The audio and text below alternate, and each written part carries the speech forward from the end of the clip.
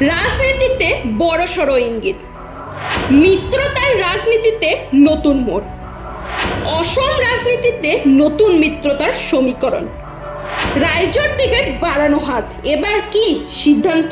রাইজোর দলের সঙ্গে মিত্রতার প্রস্তাব ইতিমধ্যেই পাঠানো হয়েছে।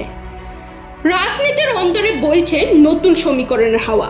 অসম রাজনৈতিক মঞ্চে কি তবে শুরু হতে চলেছে নতুন অধ্যায়? এখন আমরা রাইজোর দলের প্রতিক্রিয়ার জন্য অপেক্ষা করছি। স্পষ্ট বার্তা দিলেন কংগ্ৰেছ নেতা গৌৰৱ গগৈ। আমি তেখেতক ভাল এটা প্ৰস্তাৱ যোৱা বৈঠকক দিছোঁ। তেওঁৰ প্ৰতিক্ৰিয়াৰ বাবে আমি বাট চাই আছোঁ। সকলোৱে মানুহৰ অলপ চিন্তাও কৰে যে যিগৰাকী বিধায়কজনক কংগ্ৰেছ দলে নিলম্বিত কৰিলে, যিজন বিধায়কৰ কথাবোৰ অলপ ইউডিএফ দলৰ লগত মিলে, সেইজনক আকৌ ৰাইজৰ দলে কিয় ল'লে, সেয়াও কিছু চৰ্চা আজি তাৰিখত রাইজর মাঝে।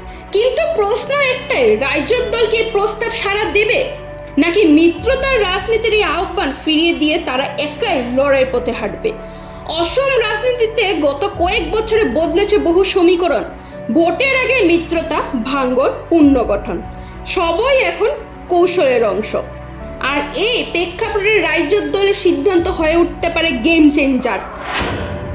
যদি এই মিত্রতা বাস্তবায়িত হয়, তবে তা শুধু আসন্ন নির্বাচনের সমীকরণ নয়, বরং রাজ্যের ক্ষমতার ভারসাম্যের বড় প্রভাব ফেলতে পারে।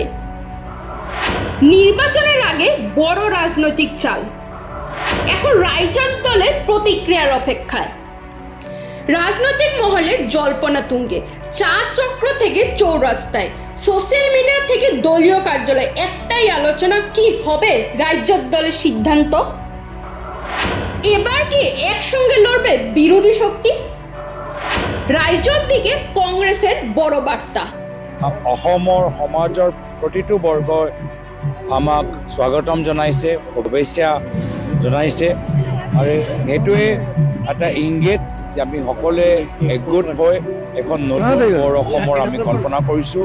এখন নজর সবার এক জায়গায়। রাইজোর দলে প্রতিক্রিয়া কি খুলে দিবে নতুন দরজা, নাকি বন্ধ করে দিবে সম্ভাবনার পথ?